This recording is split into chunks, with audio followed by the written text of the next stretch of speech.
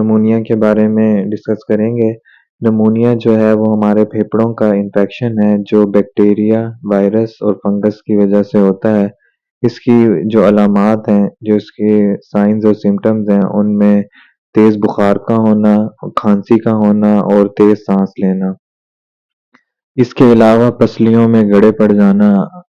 بچوں کا دودھ نہ پینا، پسلیاں تیز چلنا، رنگت کا نیلا پڑ جانا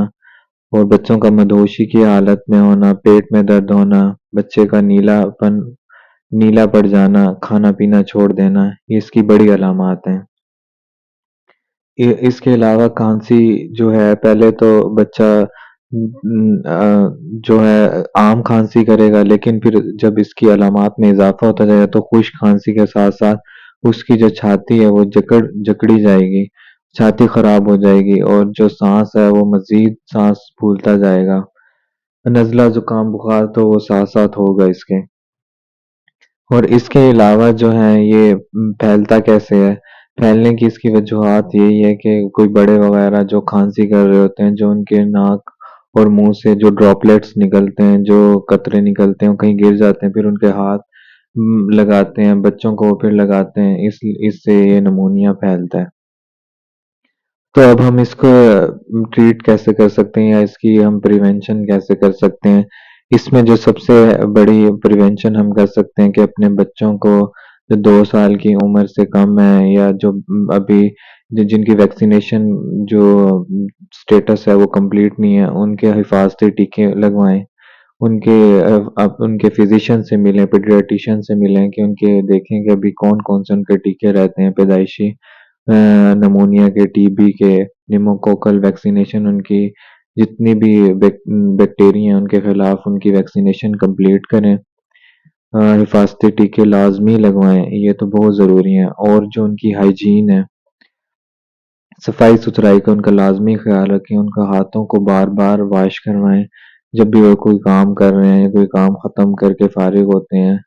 یا کسی جگہ ڈرٹی ایریاز میں گندی جگہوں پہ وہ لگاتے ہیں، ان کے ہینڈ واش کریں، نیلز کٹ کریں اور ان کی خاص طور پر نیوٹریشن کا خیال رکھیں، ان کا جو فوڈ ہے کہ وہ کون سی کھا رہے ہیں، بازاری چیزوں سے ان کو پرہیز کریں اور جو گھر میں بنی ہوئی ہے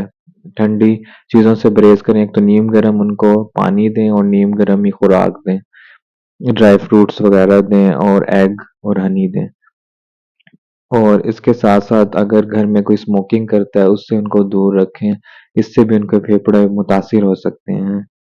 اور جو ہم نے کرنا ہے کہ زیادہ کراؤڈ والے ایریاز پہ، جس طرح سکول میں بچے زیادہ جاتے ہیں یا شادیوں وغیرہ پہ، ان کو یعنی جس وقت ایسا زیادہ نمونیا پھیل رہا ہوتا ہے اس میں ان کو جانے سے گریز کریں۔ اچھا، اب جو اس کی ہم ٹریٹمنٹ ہے، جو اگر اس کو صرف بخار ہے اور کھانسی ہے تو ہم اس میں صرف اس کو اورل اینٹی بایوٹکس اور اورل جو ہے اینٹی پیریٹک یعنی پیناڈول بروفن دے سکتے ہیں۔ اگر لیکن اس کے ساتھ ساتھ اس کو تیز سانس پھول رہا ہے اور علامات کے اندر اضافہ ہوتا جا رہا ہے، بچہ نیلا ہو رہا ہے، اس کی چھاتی جکڑی ہوئی ہے اور پسلیوں میں گڑے پڑے ہوئے ہیں اور پسلیاں تیز چل رہی ہیں، تو اس کو پھر ایڈمیشن کرتے ہیں ہم ہاسپٹل کے اندر۔ پھر او پی ڈی کے بجائے اس کو ہاسپٹل کے اندر ایڈمٹ کیا جاتا ہے، پھر اس کو آئی وی اینٹی بایوٹکس، آئی وی فلوئڈز وغیرہ لگائے جاتے ہیں۔ اس کے ساتھ ساتھ اس کو پھر ہم جو ہیں اس کی جو کمی ہوتی ہے، اگر آپ نے یہ جو میں نے پریونشنز بتائی ہیں کہ اس کو بچوں کو کس کس چیز سے بچانا ہے وہ نہیں کریں گے تو پھر اس کی جو علامات ہیں وہ بڑھتی چلی جائیں گی، جس کی وجہ سے بچہ پھر آئی سی یو میں بھی ایڈمٹ ہو سکتا ہے، اس کو پھر مصنوعی سانس والی مشین پر رکھا جا سکتا ہے، اس کے پھیپھڑوں میں پانی پڑ سکتا ہے، دماغ میں پانی پڑ سکتا ہے، کان کا متاثر ہو سکتے ہیں، اس کا پیٹ متاثر ہو سکتا ہے، دماغ متاثر ہو سکتا ہے۔ اس وجہ سے اس کی احتیاط بہت ضروری ہے۔ اب کیونکہ سردیوں کا بھی موسم ہے، اس وجہ سے اس کو بچے کو سردی سے بھی بچائیں اور یہ جو ساری احتیاط ہیں ان کا بھی خیال رکھیں۔ اور تشخیص ہم اس بچوں کا کس طرح کر سکتے ہیں کہ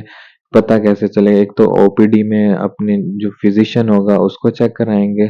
اور اس کے ساتھ ساتھ جو فزیشین ہوگا اس کا ایکس رے چھاتی کا بہت زیادہ ضروری ہے نمونیا کی تشخیص کے لیے۔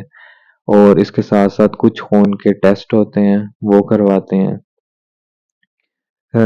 خون کے ٹیسٹوں سے بھی نمونیا کا پتہ چل سکتا ہے، لیکن جو بڑا ٹیسٹ ہے اس کے لیے چھاتی کا ایکس رے ہی بہت ضروری ہے۔ یہ تمام جو چیزیں تھی ہم نے نمونیا کے بارے میں ڈسکس کی ہیں، امید ہے آپ کو سمجھ آیا ہوگا۔ جزاک اللہ۔